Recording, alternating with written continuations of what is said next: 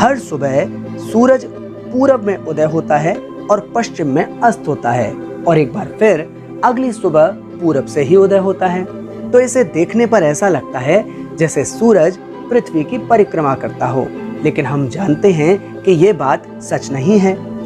सच जानने के लिए सोच को तथ्यों के साथ तो मिलाना ही होता है, लेकिन हमारी सोच भी तार्किक होनी चाहिए। सिर्फ तब ही हम वास्तविक सत्य को पा सकते हैं। फिलोसॉफी की इस वीडियो सीरीज के पिछले 8 एपिसोड्स में आपने जाना कि पिछले हजारों वर्षों में तमाम दार्शनिकों ने अपनी सहज बुद्धि, अपनी वैज्ञानिक समझ, अपने सांसारिक ज्ञान और अपनी कल्पना शक्ति के आधार पर भाववाद और भौतिकवाद से संबंधित तमाम सिद्धांत दिए, जिनसे इस दुनिया को, इस समाज को समझा जा सकता है। भाववाद आज भी उसी रूप में बना हुआ है जिसमें वो आज से सैकड़ों वर्ष पहले था। यानी आज भी भौतिकवादी दार्शनिक अपनी बातों में ब्रह्म, परब्रह्म, परम आत्मा, परम विचार जैसे शब्दों का इस्तेमाल करते हैं, जबकि भौतिकवाद ने इस दौर में बहुत ज़्यादा विकास किया है। उसने बहुत लंबी लंबी छलांगें लगाई हैं और आज भौतिकवाद ने सृष्टि के रचयिता के सिद्धांत को सिरे से खारिज कर दिया है। भाववाद और भौतिकवाद के बीच में सबसे बड़ा और सबसे प्रमुख सवाल जो है वो ये कि पहले कौन आया, पदार्थ या फिर चेतना। पदार्थ को ब्रह्मांड भी कहा जा सकता है और चेतना को सोच, मन या फिर आत्मा भी कहा जा सकता है। तो सवाल यही है कि क्या चेतना की वजह से इस ब्रह्मांड का निर्माण हुआ है या फिर ब्रह्मांड की वजह से मनुष्य की चेतना निर्मित होती है। ये सवाल लगातार चलता रहता है कि चेतना प्राथमिक है या फिर ब्रह्मांड प्राथमिक है, पदार्थ प्राथमिक है। तो इसी सवाल पर बहस करते करते हजारों साल बीत गए हैं, लेकिन आज तक भाववादियों और भौतिकवादियों के बीच में, दुनिया के तमाम भाववादियों भौतिकवादियों के बीच में कोई आम सहमति नहीं बन सकी है। भौतिकवादियों के अनुसार ब्रह्मांड का मतलब है कुदरत। मनुष्य भी कुदरत के ही अंग हैं। मनुष्य अपनी आंखों से अपने आसपास के पदार्थों को देखते हैं, कानों से उनके स्वरों को सुनते हैं, नाक के जरिए उनकी गंध लेते हैं, जीभ के जरिए वे उनका स्वाद लेते हैं और त्वचा के जरिए वे उनके स्पर्श को महसूस करते हैं। यदि किसी के पास इन 5 ज्ञानेंद्रियों में से कोई एक ज्ञानेंद्रिय नहीं होती तो बाकी की 4 ज्ञानेंद्रियों से ही वे इस काम को कर लेते हैं। ज्ञानेंद्रियां वे माध्यम हैं जिनके जरिए बाहरी जगत की जानकारी दिमाग तक पहुंचती है। जिन बाहरी चीजों को आंखें देखती हैं वे ऐसी छवियां हैं जो मनुष्य के मन में बनती हैं।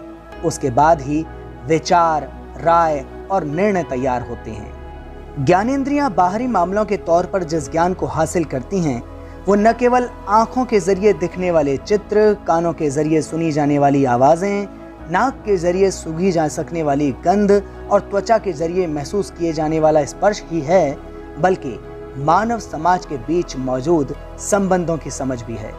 जब लोगों की आंखें राजगद्दी पर बैठे किसी बादशाह को देखती हैं और उसके बाजू में पंखा झलते उसके गुलामों को देखती हैं, जब वे रेशमी पोशाकों में गहनों से सजे धजे किसी व्यक्ति की झलक पाती हैं, तो वो झलक मन तक कुछ दृश्य पहुंचाती है और कुछ सामाजिक छाप भी छोड़ देती है। कुदरत प्राथमिक है, मनुष्यों की सोच द्वितीयक है, मनुष्यों की चेतना भौतिक जगत का प्रतिबिंब है। इसके ठीक उलट भाववादी कहते हैं कि ये मानना कि हमारी सोच यानी इंसान की चेतना भौतिक जगत पर यानी हमारे इर्द गिर्द के पदार्थों पर ही निर्भर करती है, गलत है। वे कहते हैं कि भूत प्रेत तो वास्तविक चीज या पदार्थ नहीं होते ना, हम उन्हें देख भी नहीं सकते, फिर भी भूत प्रेतों का विचार क्यों होता है? क्या कभी किसी ने जलपरी देखी है? क्या जलपरी वास्तव में होती है? फिर जलपरी का विचार क्यों होता है? क्या संख्याएं कोई प्राकृतिक पदार्थ हैं? क्या ये पदार्थ कहीं अस्तित्व में होते हैं? इन संख्याओं के बारे में कोई विचार होता ही क्यों है जबकि इनसे संबंधित पदार्थ मौजूद ही नहीं होते?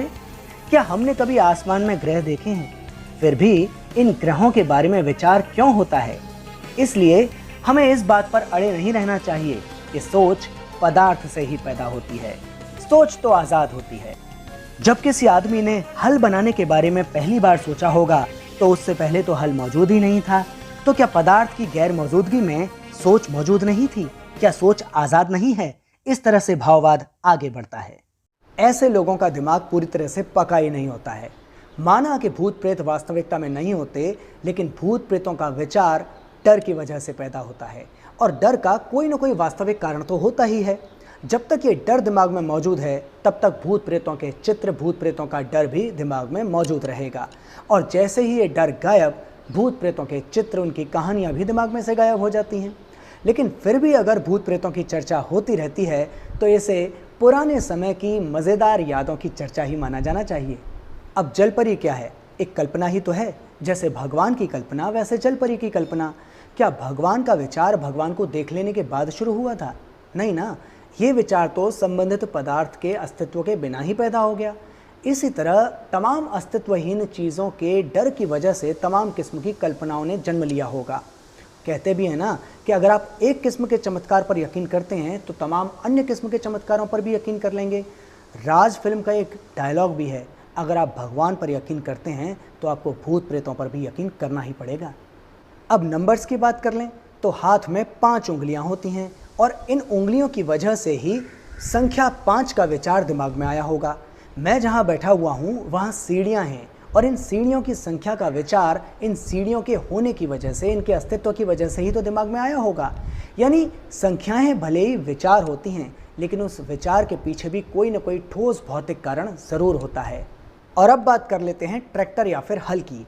जिस ज़माने में ट्रैक्टर या हल नहीं हुआ करते थे, उस ज़माने में इंसान खेत की मिट्टी को लकड़ी के छोटे टुकड़े या पत्थर के छोटे टुकड़े से हटाया करता था। लेकिन उस अनुभव के आधार पर उस इंसान ने उन यंत्रों को विकसित करने के बारे में सोचा होगा। यानी वो विचार उनके दिमाग में उन तमाम पदार्थों के आधार पर ही तो आया होगा। इसी तरह हर कल्पना के पीछे कोई ना कोई ठोस भौतिक आधार, कोई ना कोई पदार्थ ज़रूर मौजूद होता है। लेकिन भाववादियों से आप चाहे कितनी ही बहस कर लीजिए, वे हमेशा अपनी बचकानी बातों से बाज नहीं आते। एक और सवाल है जिस पर भाववादियों और भौतिकवादियों में अक्सर बहस चलती है, और वो ये कि क्या हम ब्रह्मांड को समझ सकते हैं, उसकी जानकारी हासिल कर सकते हैं। तो इस पर भाववादियों का कहना यह है कि न तो हम ब्रह्मांड की जानकारी हासिल कर सकते हैं, न तो हम ब्रह्मांड को समझ सकते हैं, और न ही हमें इसे समझने की ज़रूरत है। लेकिन भौतिकवादी कहते हैं कि ब्रह्मांड पदार्थ ही तो है, और पदार्थ को समझना नामुमकिन नहीं है। इंसान ने तमाम वैज्ञानिक खोजों के आधार पर अब तक पदार्थ के बारे में, ब्रह्मांड के बारे में बहुत सारी जानकारी हासिल की है, और जो जानकारी आज हमें हासिल नहीं हो सकी है, वो आगे भविष्य में ज़रूर हासिल हो जाएगी। लेकिन भौतिकवादी सोच के विकास के क्रम में शुरुआती दौर में काफ़ी सारी समस्याएं भी थीं। जैसे पहले भौतिकवादी ये माना करते थे कि जो कुछ हम अपने सेंस ऑर्गन्स से, मतलब अपनी आँख, कान, नाक, त्वचा, जीभ से महसूस करते हैं, जो जानकारी हासिल करते हैं, वही जानकारी सत्य होती है। लेकिन बाद में ये धारणा बदल गई। जो दिखता है उसी को सच मानकर स्वीकार कर लेने का तरीका भौतिकवादी तरीका तो है, लेकिन ये तरीका हर बार सही साबित नहीं होता। अब यूं ही देख लीजिए, हर सुबह सूरज पूरब में उदय होता है और पश्चिम में अस्त होता है, और एक बार फिर अगली सुबह पूरब से ही उदय होता है। तो इसे देखने पर ऐसा लगता है जैसे सूरज पृथ्वी की परिक्रमा करता हो, लेकिन हम जानते हैं कि ये बात सच नहीं है। सच जानने के लिए सोच को तथ्यों के साथ तो मिलाना ही होता है, लेकिन हमारी सोच भी तार्किक होनी चाहिए। सिर्फ तब ही हम वास्तविक सत्य को पा सकते हैं। पुराने भौतिकवादियों की एक गलत धारणा यह भी थी कि एक यूनिट के तौर पर, एक इकाई के तौर पर इस कुदरत ने अपना अंतिम स्वरूप, अपनी अल्टीमेट फॉर्म पा ली है। यानी सूरज इसी तरह से चमकता रहेगा, पृथ्वी सूरज के चारों तरफ इसी तरह घूमती रहेगी, और तारे इसी तरह हमेशा टिमटिमाते रहेंगे। लेकिन इतिहास ने यह साबित कर दिया कि पुराने भौतिकवादियों की ये सोच, ये धारणा गलत थी। कुदरत में एक चरण ऐसा भी था जब किसी किस्म के जीव नहीं हुआ करते थे। एक ऐसा भी चरण था जब पृथ्वी तक नहीं बनी थी। फिर एक ऐसा भी चरण आएगा जब सूर्य ठंडा हो जाएगा।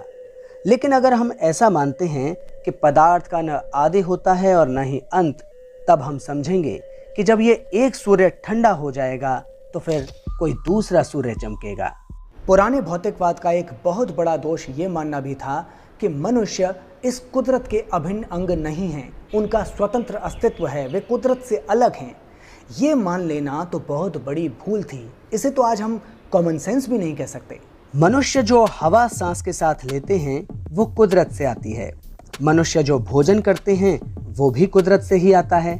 अगर इतनी सी बात भी समझ आ जाए तो हम ये जान जाएंगे कि मनुष्य कुदरत का ही एक हिस्सा है। मनुष्य गुरुत्वाकर्षण बल से ही पृथ्वी पर ठहरे हुए हैं और ऐसे संपर्क में बने हुए हैं जो टूट नहीं सकता। पृथ्वी और अन्य ग्रह सूर्य के गुरुत्वाकर्षण बल से ही बंधे हुए हैं और सूर्य की परिक्रमा करते हैं, और पूरा सौर परिवार उससे भी बड़े खगोलीय परिवार से इसी गुरुत्वाकर्षण बल के जरिए ही बंधा हुआ है। पूरे ब्रह्मांड में ऐसा एक भी तत्व नहीं हो सकता जो किसी अन्य इकाई के संपर्क में न हो। हालांकि पुराने भौतिकवाद ने इस तथ्य को समझा ही नहीं। कई मामलों में भाववाद और भौतिकवाद में बड़ा ही बारीक सा फर्क होता है। ऐसा ही एक मामला ये था कि क्या पदार्थ हमेशा बना रहता है या कभी नष्ट भी होता है। क्योंकि मॉलिक्यूल्स नंगी आंखों से नहीं देखे जा सकते, इसलिए भाववादी कुछ इस तरह की बात करते हैं कि इसका मतलब यह है कि पदार्थ दिखाई नहीं देता, यानी पदार्थ अदृश्य हो चुका है, पदार्थ लुप्त हुआ और परम ऊर्जा में बदल गया। यही ऊर्जा दिव्य ऊर्जा है। ये ऊर्जा बार बार पदार्थ के रूप में प्रकट होती है और लुप्त होती रहती है। इसका अर्थ यह है कि दिव्य ऊर्जा पदार्थ से पहले से ही मौजूद होती है। पदार्थ नहीं बल्कि दिव्य ऊर्जा ही मूल तत्व है, प्राथमिक तत्व है। पदार्थ का अदृश्य हो जाना दिव्य ऊर्जा को सिद्ध करता है। भाववाद ऐसी बातें करता है। एक समय ऐसा था जब कई भौतिकवादियों को इस बारे में संदेह था कि क्या मॉलिक्यूल्स वास्तविकता में होते भी हैं या नहीं होते हैं। कई भौतिकवादी मॉलिक्यूल्स पर यकीन करने पर, उनके अस्तित्व पर यकीन करने पर इस तरह की बातें करते थे कि ये तो जादू टोने पर यकीन करने जैसा ही है। और कई भौतिकवादी ऐसे थे जो मन को, सोच को, चेतना को इसलिए पदार्थ मानते थे क्योंकि दिमाग भी तो पदार्थ ही है। लेकिन भौतिकवादियों के ये सारे संदेह तब खत्म हो गए जब मॉलिक्यूल्स के फोटो लेने की सिस्टम डेवलप हो गई। जब भी भौतिकवादी किसी सवाल का जवाब नहीं दे पाते तो भाववादी इस तरह से खुश होते हैं, जश्न मनाते हैं जैसे उन्होंने कोई बहुत बड़ी जीत हासिल कर ली हो। वे हमेशा ये सिद्ध करना चाहते हैं कि पदार्थ हमेशा बना रहता है, क्योंकि अगर एक बार ये सिद्ध हो गया कि पदार्थ हमेशा बना रहता है और नए पदार्थ शून्य में से पैदा होते हैं, तो भाववादियों को लगता है कि वे ये सिद्ध कर देंगे कि भगवान भी शून्य में से ही पैदा होता है। भाववाद और भौतिकवाद दुनिया के हर कोने में, दुनिया के हर इलाके में एक ही जैसे स्वरूप में नहीं होते। किसी किसी जगह पर अंधविश्वास बहुत ही घटिया होते हैं, लेकिन किसी दूसरी जगह पर अंधविश्वासों को बड़े ही खूबसूरत तरीके से पेश किया जाता है। वैसे लेनिन की एक किताब है मटेरियलिज्म एंड एम्पिरियो क्रिटिसिज्म। इस किताब में 20वीं शताब्दी तक जो सवाल भौतिकवाद पर उठाए गए थे उनके जवाब मिल सकते हैं।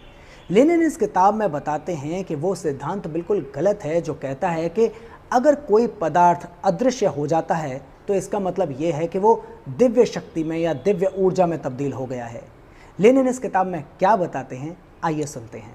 कुछ चीज़ों को हम नंगी आंखों से नहीं देख सकते। ऐसी चीज़ों को देखने के लिए हम मैग्नीफाइंग ग्लास का इस्तेमाल करते हैं, और अगर मैग्नीफाइंग ग्लास से भी ऐसी चीज़ें न दिखें तो हम किसी और ज़्यादा क्षमता वाले उपकरण का इस्तेमाल करते हैं। यदि मॉलिक्यूल्स बहुत ही छोटे हिस्से होते हैं तो ये छोटे छोटे हिस्से भी पदार्थ बनाते हैं। अगर पदार्थ एनर्जी में बदल जाए तो एनर्जी पदार्थ का ही एक अन्य रूप ही तो होगी। इसका मतलब ये हुआ कि ठोस चीज़ें किसी अन्य रूप में बदल गईं। हम पदार्थ को सिर्फ तब ही नंगी आंखों से देख सकते हैं जब वो ठोस, द्रव्य या गैस के रूप में हो। हम सूर्य की किरणें भी देख लेते हैं, लेकिन सूर्य के अंदर क्या चल रहा है ये नहीं देख पाते। फिर भी ये सारी प्रक्रियाएं पदार्थ में होती ही हैं। किरणें, तरंगें, सभी कुछ पदार्थ है। यदि पदार्थ एक रूप से दूसरे रूप में बदलता है तो इसका मतलब ये नहीं है कि पदार्थ नष्ट हो गया या फिर वो नष्ट होकर एक महाशक्ति में, दिव्य शक्ति में बदल गया। ब्रह्मांड को समझा जा सकता है या नहीं, इस मामले में पुराने दौर के भौतिकवादियों ने भी तमाम किस्म की गलतियां की थीं। इसीलिए पुराने दौर के भौतिकवाद के कई अलग अलग नाम हैं। लेकिन भौतिकवाद विकसित होता गया और आज भौतिकवादी ये मानते हैं कि ब्रह्मांड पदार्थों से भरा हुआ है और हर नेचुरल साइंस पदार्थ के किसी न किसी पहलू का अध्ययन करती है, उसे समझती है, और ब्रह्मांड को समझना भी पदार्थों को समझना ही है। लेकिन भाववादी तो ठीक से कुत्ते और बिल्ली तक को नहीं समझ सकते। एक पुराना भाववादी था, उसका नाम था वुल्फ। कुत्ते और बिल्लियों के बारे में उसकी क्या राय थी, आइए जानते हैं। ये दार्शनिक कहता था कि बिल्लियां होती हैं चूहों को खाने के लिए और चूहे क्यों होते हैं? बिल्लियों द्वारा खाए जाने के लिए। आज के भौतिकवाद में भी तमाम कमियां हैं। अगर आज के भौतिकवाद ने, आज के पॉपुलर भौतिकवाद ने, आज के पॉपुलर मटेरियलिज्म ने खुद को अपने भाववादी लक्षणों से दूर नहीं किया और उनकी अनदेखी की, तो भविष्य में इस भौतिकवाद की भी ऐसी ही हंसी उड़ाई जाएगी, इसकी भी ऐसी ही आलोचना की जाएगी। अब सवाल यह है कि इस भौतिकवाद को मनुष्य सही रास्ते पर कैसे विकसित कर सकते हैं? तो इसका जवाब यह है कि मनुष्यों का अस्तित्व केवल कुदरत में ही नहीं होता, बल्कि मनुष्य का अस्तित्व समाज में भी होता है। तो अगर सही सामाजिक विज्ञान की समझ दुनिया के हर व्यक्ति तक नहीं पहुंचाई गई, तो भविष्य में भी यह भौतिकवाद अविकसित ही रहेगा, दोषों से भरा हुआ ही रहेगा। यानी कुल मिलाकर एक बेहतर भौतिकवाद को विकसित करने के लिए सामाजिक विज्ञान की, सामाजिक तथ्यों की सही जानकारी, सही समझ दुनिया के हर व्यक्ति तक पहुंचाना हमारी और आपकी जिम्मेदारी बनती है। नमस्कार।